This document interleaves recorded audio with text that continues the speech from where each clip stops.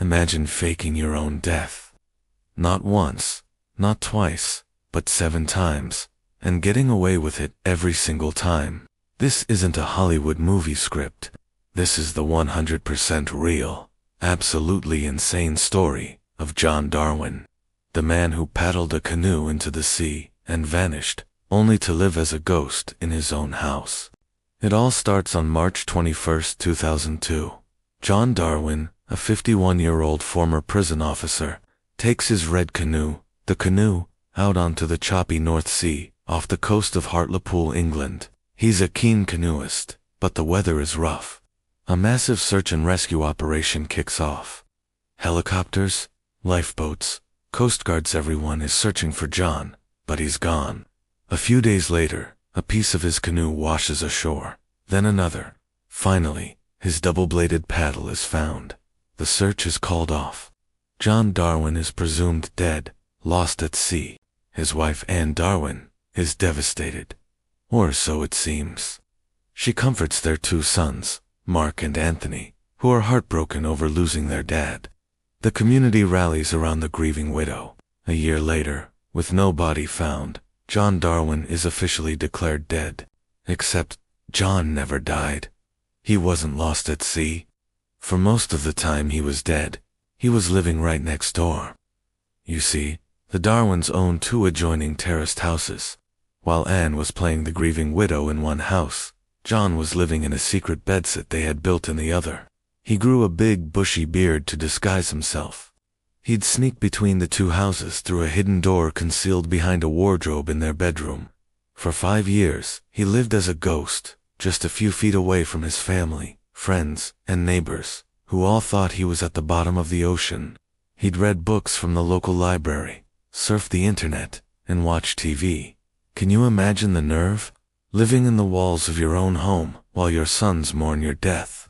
So what was the plan? Well, the Darwins were drowning in debt. They owed tens of thousands of pounds. Faking John's death was their desperate last-ditch scheme to wipe the slate clean and start a new, debt-free life. With the insurance money in the bank, they started looking for a place to escape to, a place where no one would recognize John Darwin, their dream destination, Panama. In 2006, they flew to Panama to scout properties. They were planning to open a hotel or an eco-resort, and this is where they made their first, catastrophic mistake. While visiting a real estate agent, they posed for a picture. A smiling, happy couple, John and Anne Darwin, standing next to a Panamanian property agent. The photo was time-stamped, July 2006. Remember, John Darwin was legally dead at this point. The real estate agent, bless her heart, put the photo on her website. It was just a normal picture, a happy memory of some new clients, but it was a digital time bomb, just waiting to explode. A year later, in 2007, John and Anne decide it's time for the final act. John is going to come back from the dead, but how? They cook up a story about amnesia. John would simply walk into a police station in London, claiming he couldn't remember anything from the past 5 years. He had no idea who he was or where he'd been. It was a bold plan, but they were confident. Their sons would be so overjoyed to have their father back, they wouldn't ask too many questions. The police would be baffled, and John would get a new identity. So, on December 1st, 2007, a tanned, well-fed John Darwin walks into the West End Central Police Station in London and says, "Hello, I think I'm a missing person." The police are stunned. They run his details. It's John Darwin, the man who vanished in a canoe 5 years ago. It's a miracle. The story goes global. Canoe Man back from the dead. The headlines scream. His sons, Mark and Anthony, are ecstatic. They rush to his side, weeping with joy. Their dad is alive. For a moment, it seems like the Darwins might have actually pulled it off. But the internet never forgets.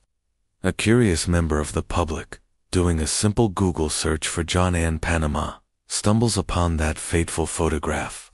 The smiling couple, the real estate agent, the 2006 timestamp.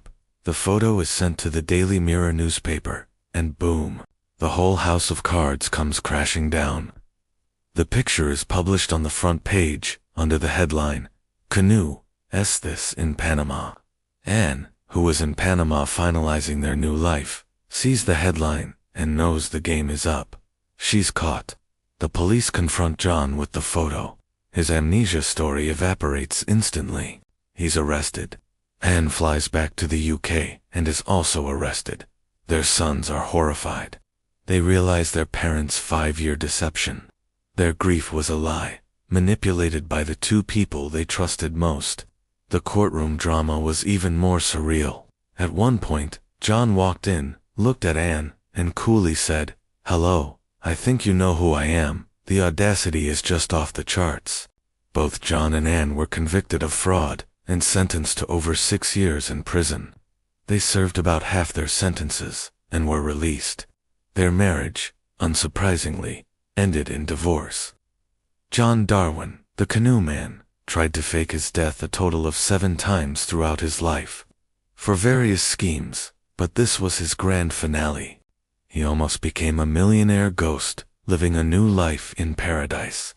Instead, he became one of Britain's most notorious and, let's be honest, most absurd con artists. One man, one canoe, and a lie that spiraled into a global spectacle. What do you think? Is this the wildest true story you've ever heard? Let me know in the comments below.